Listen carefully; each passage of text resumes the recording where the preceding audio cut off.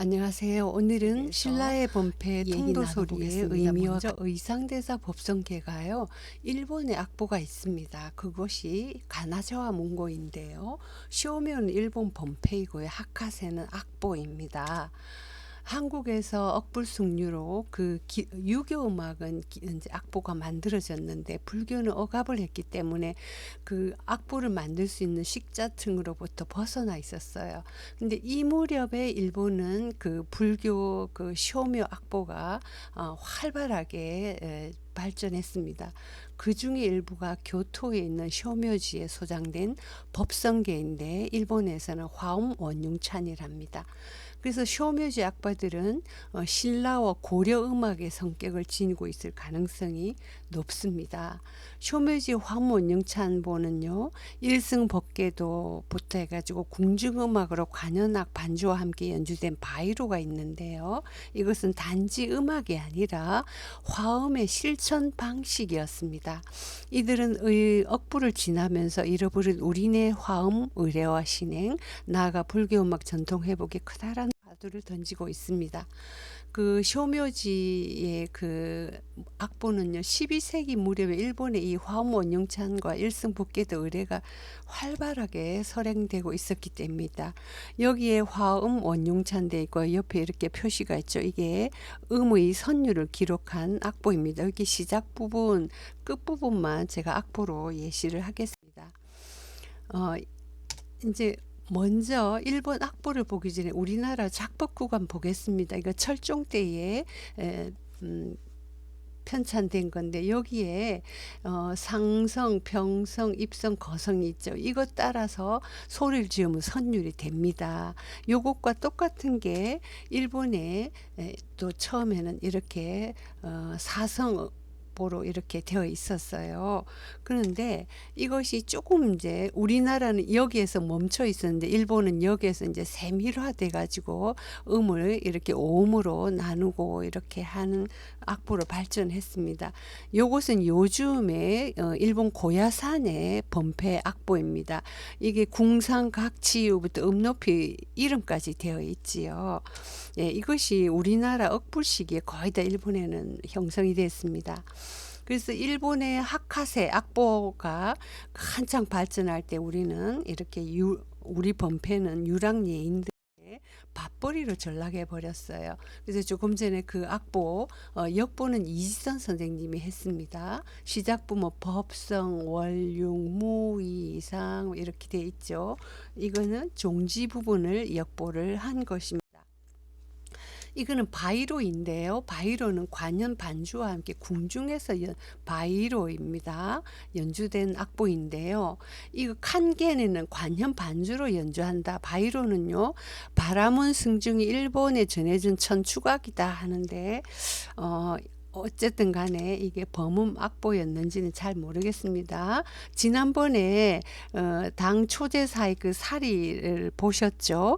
그게 그때 바이로의 연주 후에 때 이 바이로 회라는 거 법회를 회라고 합니다. 그것이 그냥 악곡명이 됐습니다. 그래서 감진대화상 지난번에 사리 모습 봤죠? 예, 이때 752년에 도다이지 대불 공양회에서 천축악으로 연주를 했다고 합니다. 그리고 이거는 이제 바이로 곡인데요. 시작부 뭐 법성 원령 물령기 해가지고 이렇게 악보가 있습니다. 자, 이거에 관련되는 거는 이제 상세한 내용이 제가 의상대사 법성계와 한일 불교 음악으로 한국 불교학회에 게재되어 있으니까 여러분 다운 받아 볼 수 있고요. 이거의 역보를 한 원리는요, 이지선 교수가 국악학회 한국음악연구에 실었으니까 여러분 그 논문을 다운받아 볼 수 있습니다. 이제 통도사 의례 법구와 범음세 세계를 보겠습니다. 일단 통도사 그 박물관은 의례 박물관이라 할 정도로 거의 대부분이 의례와 관련되는 유물들입니다. 이것은 고려 소종인데요. 이 무렵에 통도사에는 이 종도 직접 만들기도 했다고 합니다. 그 다음에 고려 금강령이 있습니다. 이렇게 계곡이 이렇게 되어 있고 조각이 굉장히 화려하죠. 그다음 이거는 조선조의 법령인데요. 이거는 이제 좀 심플하죠. 그리고 이렇게 옆으로 선이 있고 이거는 손잡이가 아주 눈에 들어옵니다. 물론 여기에도 비슷하지만 예, 또 여러분 상세히 볼 수 있습니다. 박물관에 가면요. 그다음에 조선 후기 경자인데요. 경자는 이제 예불이나 이렇게 경전 읽을 때 지휘를 하든지 시작, 종지 이런 걸 알리는 지휘 역할을 합니다. 그래서 대만이나 중국에서는요 인경이라 합니다. 여기에 손을 잡고 땡땡 치면 신도들이 들어오고 나가고 절하고 이렇게 합니다. 그리고 통도사 박물관에 이게 모고도 있는데 정말 용도 같지 않나요? 예, 그리고 범라도 있고요. 굉장히 큽니다. 여기 이제 지구에 여기 이렇게 부는 그 새가 있는데 그거는 떨어져 나갔네요. 그리고 법고도 있는데 굉장히 큽니다. 높이가 116이면요.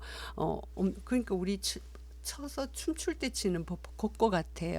근데 이 폭도 넓은데 이게 측면 폭도 좀 보일 수 있도록 다시 사진을 좀 게시를 해주면 좋겠다는 생각을 했습니다. 그 다음에 반자인데 이게 반찬할 때 반자거든요. 여기 무늬 보면 구름 무늬가 있고요. 꽃무늬가 있습니다. 이 반자라는 글을 미루어 볼 때 그 공양 시간을 알리던 법구로 여겨집니다. 그렇지만 요즘 한국에는 그 운판과 모고도 종각에 걸려 있죠. 그런데 중국에는 사찰 공양간 앞에 걸어두고 있거든요. 근데 이 반자도 이제 또 법당 앞에 이렇게 거기에서 걸어두었다는 그런 그 설도 있습니다. 그래서 조선 후기 나발도 2개가 있는데요. 여기 끈이 있고 이런 거 보면은 이제 치타대가 했던 것으로 보입니다. 그래서 요거 재밌는데요. 여기 바라 춤추고 있죠. 통도사, 상고, 바라 뭐 해가지고 이 한문이 있는데 요거를 통도사 옆에서 농사 짓고 있는 이진옥 교수님이 번역을 해주셨습니다. 통사사 상고의 바라에 전가하는 80냥이니 값을 함부로 깎으면 복을 잃을 것이니 경솔히 하지 마라. 그 다음에 또 이것은 가격이 얼마이고 이렇게 하면서 참으로 큰 복을 만날 것이다. 이렇게 해석을 해 주셨습니다. 정말 유머도 있고 그러네요. 자, 이거는 뭘까요? 구룡 관불기인데요. 이거 용이 9마리라고 구룡 관불기라 합니다. 아기 부처님께 관불하는 거지요. 근데 이게 경전적으로는 어디 있냐면 본행경에 구룡토수라는 장면이 있어요. 그걸 그대로 모양지인데 이제 여기에 부처님 이렇게 해서 관역하는 그런 것입니다. 참 멋있죠. 그 다음에 기와 당도 많습니다. 나무석가 열애 사명기 있고요. 이거는 통도 사명기이고요. 이거 이제 당입니다. 이런 거 보면 완전 궁중을 방불케 하지요. 이렇게 들고 행렬을 했다 합니다. 그다음 부채도 있습니다. 그 다음에 이제 불패도 있고요. 그 영가들을 위한 위패도 있고요. 그리고 또 이 연도 있습니다. 연은 임금님을 모실 때 있고요. 그다음에 연, 여, 가 조선시대는 4가지 등급이 있었거든요. 이제 평민들은 가마를 타고 이렇게 했었지요. 그리고 위에 이제 사령들은 교를 탔기 때문에 교꾼들에 대한 얘기가 있고 그렇습니다.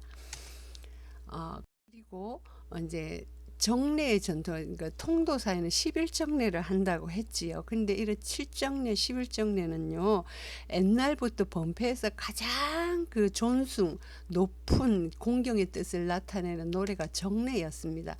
근데 7정례는 불과해서 이런 3정례 예경이 바탕이 있습니다. 그래서 범패의 정례 보면 지심실례, 정례, 3정례, 단정례, 영산정례, 산조 이렇게 많습니다. 이러한 것들이 이제 축약이 돼서 아침 예불에 7정례, 통도사는 11정례 이렇게 합니다.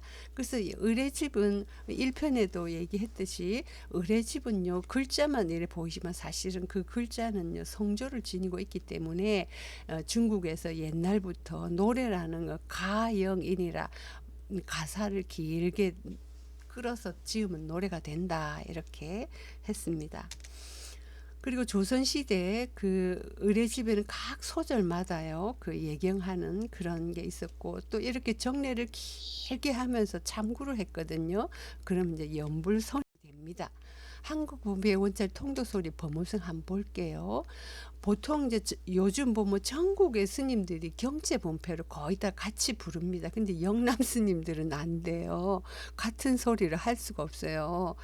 그래서 왜 그런가 보면 이 영남 스님들은 신라의 소리, 옛날 그 고제의 소리길과 성음을 그대로 지키고 있기 때문에 그렇습니다. 그래서 경제 지수로는 굉장히 탁하고 바스 이렇게 표현이 극대화돼 있거든요. 이런 게 영남에는 없습니다. 그것은 옛날에 신라 시대의 당풍 범패와 신라 소리 그 전통을 그대로 지니고 있기 때문입니다. 그 대신 영제도 짖소리가 있습니다. 그러면 아음 소리라든지 하고 느리는 그런 소리가 있습니다. 그게 경제에서는 이제 허들품이나 그다음에 사구성 이런 거라는데 경제에서는 영제에서는 아아훔 이렇게 하거든. 아는 첫 소리고 쿰은 모든 소리의 끝소리거든요. 그런 게 영제 짖소리에 있습니다. 그럼 영남에는 어떠냐 보면 그 사성이 그대로 의례집에 이거는 은파 스님이 가지고 계셨던 걸 제가 직접 만나 뵙고 촬영한 건데요. 여기 이렇게 가사에 의례문에 이래 점이 있습니다. 그럼 이 점대로 지으면 선율이 됩니다. 우리 옛날에 시조도 3, 4음 음계였잖아요. 보십시오. 이거 작곡기가 원본인데 여기 보면 평성상서 이렇게 돼 있죠. 이걸 따라서 평성은 청이원이요, 상성은 여의거요, 입성은 지기촉이요, 평성은 A완, 거성이 청이원, 평성이 A완, A안 이렇게 돼 있습니다. 이건 이제 확대해 보면 이렇게 됩니다. 그런데 이제 이것도 의례집도 확대해 보면 삼신이운이죠. 그 여기 보면 밑에 여기 뭡니까? 그러면 입성. 이거는 뭘로 합니까? 상성 이렇게 지으면 자연히 선율이 나옵니다. 이게 영남 스님들의 동음집이거든요. 그리고 이 이제 나중에 운허 스님께서 월운 스님께서요 상용 일용집 해가지고 의례집 냈는데 여기도 보면 점이 다 있죠. 이게 이제 이런 작곡기관이라든지 이런 거를 그대로 인용하신 건데 이렇게 사성점이 다 있습니다. 옛날 스님들은 이렇게 해서 소리를 지었거든요. 그런데 티벳은 뭐 이제 송나라 이후에 이제 원나라를 통해서 이제 티벳 불교가 들어왔죠. 그러면 고려주입니다. 근데 한양은 고려와 가깝지 않습니까? 그러니까 개성 소리의 영향, 고려 범패의 영향은 티벳 소리에 좀 섞여 들었어요. 막 이렇게 식임새도 화려하고 이렇습니다.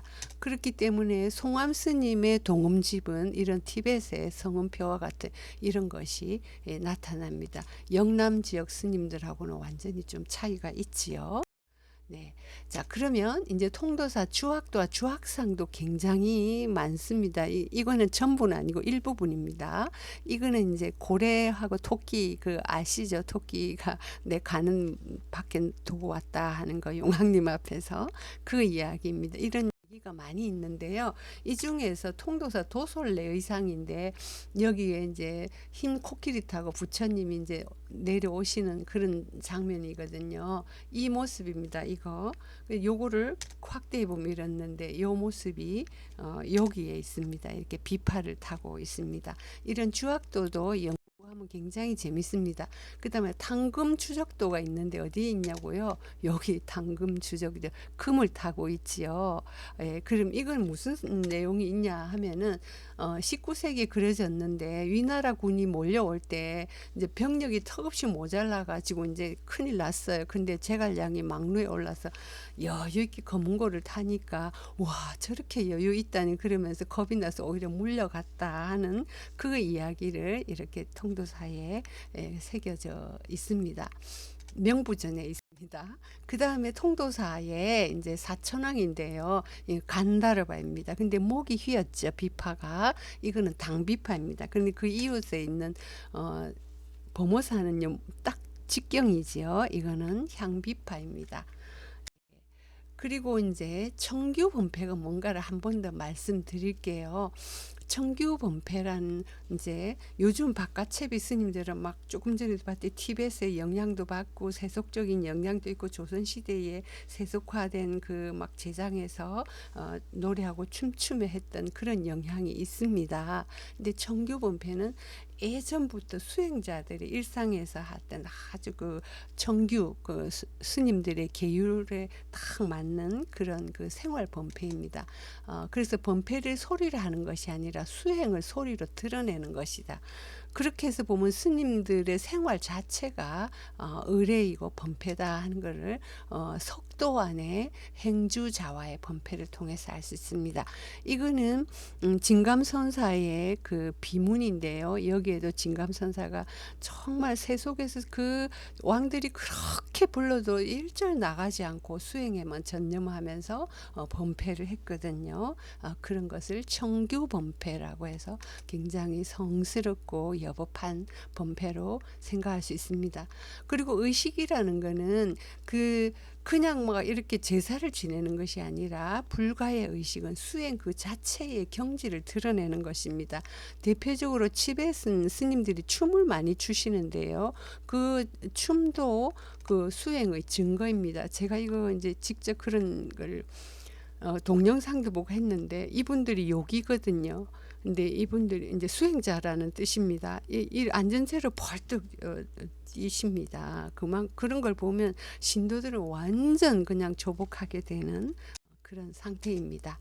자, 석도안의 그 행주자화에 대한 거 앞에서 얘기를 드렸고요. 금강계단에 대한 거 이런 것도 말씀을 드렸습니다. 그래서 통도사는 이제 바깥채비 범패보다 워낙 이제 수행자들이 많으시잖아요. 정규 범패로 한국 범음성의 원찰이 됐으면 좋겠어요. 왜냐하면 신라의 범패 전통 그대로 영남에 있으니까 그 통범 소리가 굉장히 유명합니다. 그래서 이런 것을 전통을 잘 유지해서 많은 사람들에게 힐링과 치유 이러한 그 위안이 되는 사찰이 되면 좋겠습니다. 이 상세한 내용은 여기에서 여러분들 논문도 다운받을 수 있습니다. 들어주셔서 감사합니다.